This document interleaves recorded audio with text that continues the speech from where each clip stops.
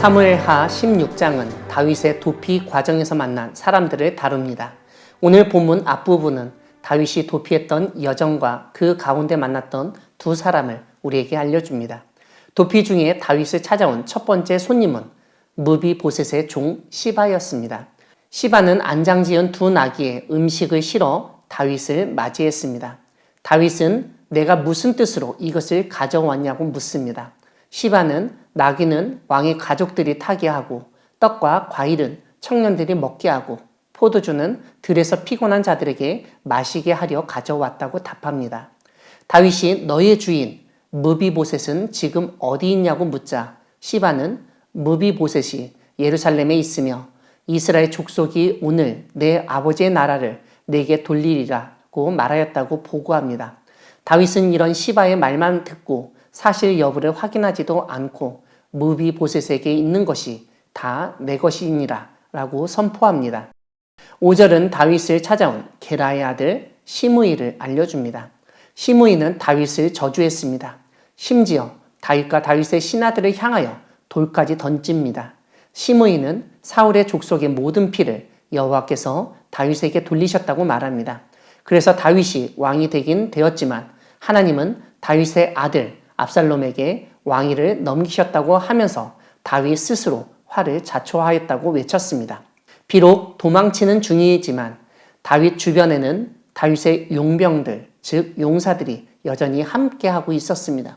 그래서 아비새가 왕에게 저주하는 자의 머리를 베게 해달라고 요청합니다. 하지만 다윗은 내버려 두라고 합니다. 오늘 본문 뒷부분은 압살롬이 행한 일을 다룹니다. 압살롬과 모든 이스라엘 백성이 예루살렘에 이르렀다고 알려줍니다. 무엇보다 압살롬은 다윗이 없는 예루살렘에 어떤 전투도 없이 입성했습니다. 예루살렘은 원래 공략이 쉬운 성이 아니었습니다. 그런 성에 무혈 입성을 했다는 것은 압살롬이 그만큼 대세였다는 점, 그의 반역이 성공했음을 상징적으로 보여주는 사건입니다. 압살롬은 아히도벨에게 예루살렘에 입성했으니 제일 먼저 무엇을 해야 하는지를 묻습니다. 아히도벨은 왕의 아버지가 남겨두어 왕궁을 지키게 한 후궁들과 동침하라고 제안합니다. 임금의 후궁을 차지하여 명실공히 이스라엘이 압살롬의 것이 되었다는 것을 공표하라는 뜻이었습니다. 22절을 보면 그러한 일을 백주 대낮에 사람들이 보도록 옥상에 장막을 쳐서 이스라엘 무리의 눈앞에서 행하였습니다. 사랑하는 광야교회 성도 여러분, 하나님은 사람의 악한 계획마저도 사용하셔서 말씀을 성취시키는 분이십니다. 오늘 본문 23절은 지금 압살롬이 행하는 이 일이 아히도벨의 계략이었지만 사실은 하나님의 말씀과 같다는 설명을 하고 있습니다. 이 설명에 우리는 주목해야 할 필요가 있습니다. 다윗이 밧세바와 간음한 이후에 나단을 통해서 하나님이 선포하신 심판의 말씀 중에는 사람들이 내 아내들과 더불어 백주에 동침할 것이라는 내용이 있었습니다. 이런 점에서 오늘 본문의 압살롬이 후궁과 백주 대낮에 동침한 사건은 나단을 통한 하나님의 심판 예언의 성취라고 볼 수 있습니다. 하나님이 다윗의 아내, 즉 후궁들을 빼앗아 백주에 동침하게 하시겠다는 말씀이 아히도벨의 계략을 통해서 실현된 것입니다.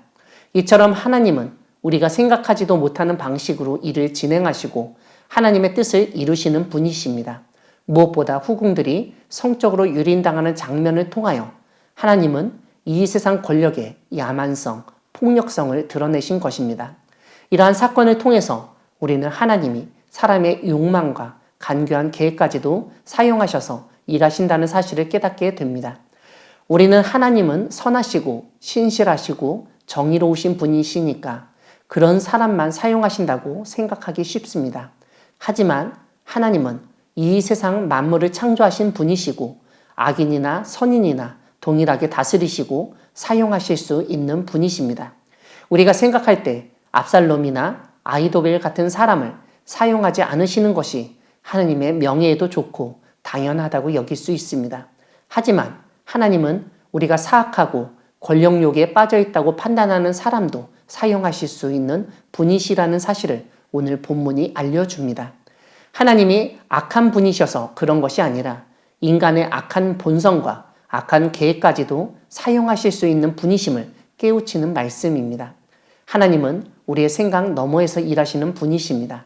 악인까지도 붙들어 사용하시며 우리가 생각지도 못했던 놀라운 일을 행하시는 분이십니다. 권력욕에 빠진 사람과 악한 계획까지도 사용하실 수 있는 하나님의 주권을 인정하며 겸손한 마음으로 나아가는 우리 모두가 되기를 소망합니다. 아멘.